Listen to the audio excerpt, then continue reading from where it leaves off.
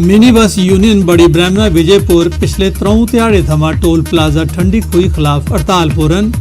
Union दा गलाना है जे पहले उन्हें गी आख्या गया हा जे उंदे शा टोल नहीं लेता जाग। उन्हें गी मंथली पास दिते गए है, लेकिन पास बनवाने दे बावजूद उंदे कोला फी फेरा 160 रुपए टोल लेता जा रहा है। उन्हें जिला इंतजामिया ते नैशनल हाईवे अथॉरिटी अगे अपील की है जे उंदे शा टोल नहीं वसूलिया जा, नहीं तो वो एजिटेशन करने की मजबूर होंगन। पहला अं दसिया गया कि लारा दिता गया कि टोल फ्री है, 5 किलोमीटर के कोई टोल नहीं लगना लोकल बंदे की, लोकल गड्डी नहीं चलनी। उसके बाद साढ़े पास बने, पास में 1 महीना चलाए, पास बनने के बाद टोटली पास भी खत्म हो गए, वो भी करते हूँ जो मतलब कि अं गड्डी चलाना बड़ा मुश्किल हो गया। 160 रुपया एक फेरे का लगे था, 10 दिन के 3 फेरे लाए, 480 रुपये देने पौंदा। खाली गड्डी आती तो खाली गड्डी का भी 110 रुपया देने पौना, सवेरे नंबर लान जाना तो भी 110 रुपया देने पौना। ये साढ़े वास्ते बड़ा मुश्किल है, नहीं कर सकते। 30 तो 35 गड्डियां साड़ियां, 70 बंदे इस मुलाजमे काम कर रहे। तो सानू पहले 2225 का कार्ड बनाया साड़ा, उसके बाद ये गुंडागर्दी है, सानू एक फेरे का 160 रुपया लेंदे ने, ठीक है। तो लाए भी उत्थे अनपढ़ गए ने, ठीक है नी, वो हथोबाही करते हैं साढ़े कन्नै, गड्डी नहीं जान देंगे। दसो अस न्याणे कि'यां पालने ना, ठीक है। 300 रुपया सानू बचदा नहीं, 480 रुपये इन्हें देने पौंदा सानू। ये साढ़ा चलो कार्ड गै बनाई उन्हें, दिहाड़ी ला दें, 70 बंदे ने इ'यां बेरोजगार करी ओड़ेआ सानू, बेले भाली ओड़ेआ सानू। कम्म ते अस होर कोई करी नहीं सकदे, ना अस दिहाड़ी लाई सकने, चलाई ते अस गड्डी गै सकने, ते गड्डी चलाचै कुत्थे अस। प्रधानमंत्री आवास योजना तहत गरीब लोगों की घर मुहैया करने के संबंध जागरूक करने ताई म्यूनसिपल कमेटी विजयपुर आसिया एक जागरूक कार्यक्रम आयोजित किया गया। म्यूनसिपल कमेटी विजयपुर के चेयरमैन दीपक कुमार कार्यक्रम के मुख परौने है। इस मौके 75 लाभार्थियों की जिन्हें की योजना तहत 25-25 हज़ार रुपए की पहली किस्त होई गई दी है, बख महकमे के टेक्निकल अधिकारियों आसिया जानकारी दी गई। 75 घर जो है वो हम बनाने जा रहे हैं। इसमें से 16 जो घर हैं उनको हम सैटरडे को उनके अकाउंट में हम जो है वो पैसे डाल देंगे। और इसमें हमारे जितने वार्ड मेंबर हैं वो सारे यहाँ पे विजयपुर में आए हैं और काफ़ी लोगों की तादाद यहाँ पे विजयपुर में आई है। और मैं चाहता हूँ कि कोई भी ऐसा घर विजयपुर म्यूनसिपल कमेटी में कच्चा नहीं रहना चाहिए, क्योंकि प्रधानमंत्री जी का ख्वाब है, उनका ख्वाब पूरा करने में हम पूरा योगदान दे रहे हैं। पुंछ जिले च पिछे कई ध्याड़े बरखा ते बर्फबारी के बाद मौसम साफ होई पिया है। मौसम साफ होने मुजब लोग पुंछ के खलके इलाके पुंछ नगर, सुरनकोट, मेंढर ते मंडी थमां लोरन, सब्जियां, देरा गली ते मुगल रोड इलाके च डोगरिया पुज्जिए बर्फ च मौज मस्ती करार देन। बड़ी गिनतरी च पुज्जने वाले मकामी सैलानियों टूरिज्म महकमे ते साबका सरकार ऊपर इल्जाम लाया जे उन्हें पुंछ टूरिज्म की संभावना की कदे भी टैप नहीं किया। हम रोड में आए हैं, हम इधर एंजॉय करने आए हैं। आज स्नोफॉल हुआ है, इसलिए हम बर्फ में एंजॉय करने आए हैं। बर्फ ना मजा लाया, एंजॉय करने बच्चे भी आए हैं, कारू सारी फैमिली आई नहीं, काफ़ी बर्फबारी हुई नहीं, उसना मजा लाया। कोई बंदोबस्त नहीं खाने पीने ना, मतलब अच्छी जगह बैठने से लोग आने, इसी तरह सड़कों में घूमी घामी वापस जाने।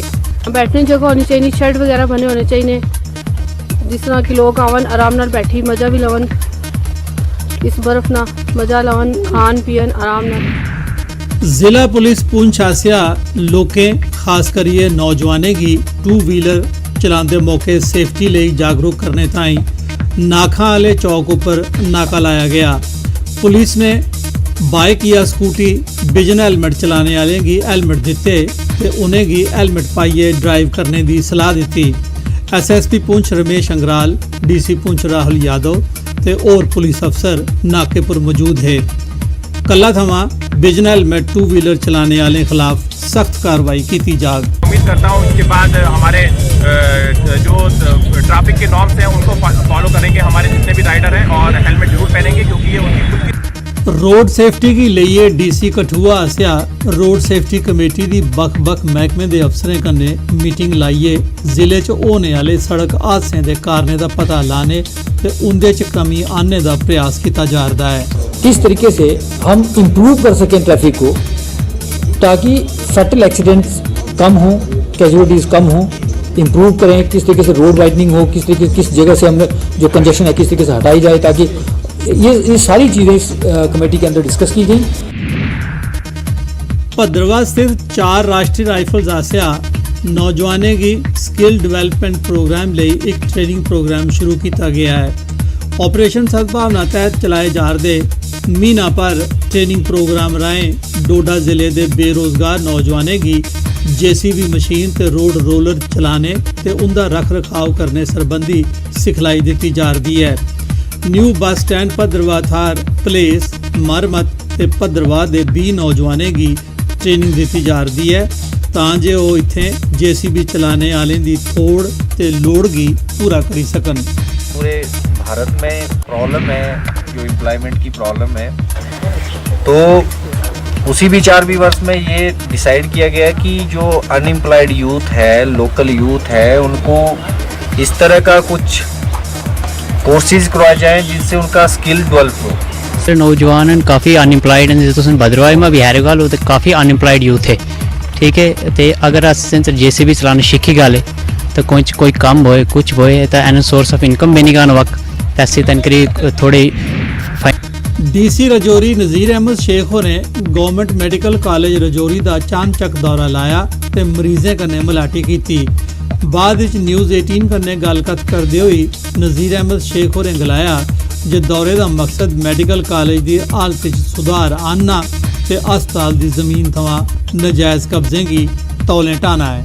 तुम यहाँ पे फाइनेंशियल कमीशन हेल्थ लुल्लू साहब आए थे, ऑन स्पॉट उन्होंने कुछ डायरेक्शंस दी थी, वो डायरेक्शंस दी थी वो हॉस्पिटल के एडमिनिस्ट्रेशन के मतलब कि बहुत पार्क अखनूर सैक्टर के खड़ा बल्ली इलाके के ग्रां बरमाना थमां सिउनी जाने वाली सड़क PWD आसे की जा रही बेगोरी की चुगली खांदी सही होंदी है।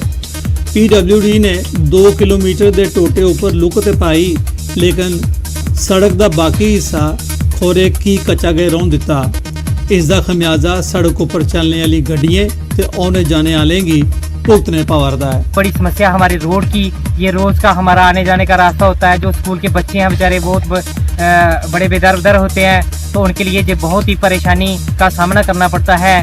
तो यहाँ कई बार हादसे भी होते हैं, तो इसके लिए हम सरकार से अपील करते हैं कि जल्दी से जल्दी ये रोड का काम है किया जाए। स्कूल जाने में प्रॉब्लम होती है, सिवनी से बरवान तक रोड खराब है। अगर ऐसी हालत रही तो हम स्कूल छोड़ देंगे।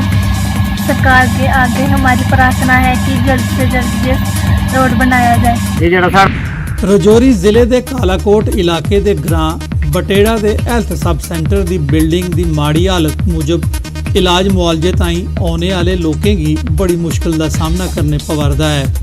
ना तो बिल्डिंग अंदर बौने का कोई थार है ते बरखें दौरान बरखा का पानी भी अंदर चौंदा है। बिल्डिंग की इतनी खस्ता हालत है कि यहाँ स्टाफ वाले तो दूर रहे, पेशेंट भी अंदर उसके जाके सेफ नहीं है, इतनी बुरा हाल है। दीवारें पूरी टूटी पड़ी हैं, लेंटर टूटा पड़ा है। जब बारिश होती है, बरसात होती है तो पूरा पानी अंदर उसके घुस जाता है। हम उनसे गुजारिश करते हैं कि एक नई बिल्डिंग हमें अलाट की जाए। बिल्डिंग की हालत है जो नहायत ही खस्ता है, क्योंकि उसकी दीवारें टूटी हुई, छत है जो वो भी गिरने वाला है।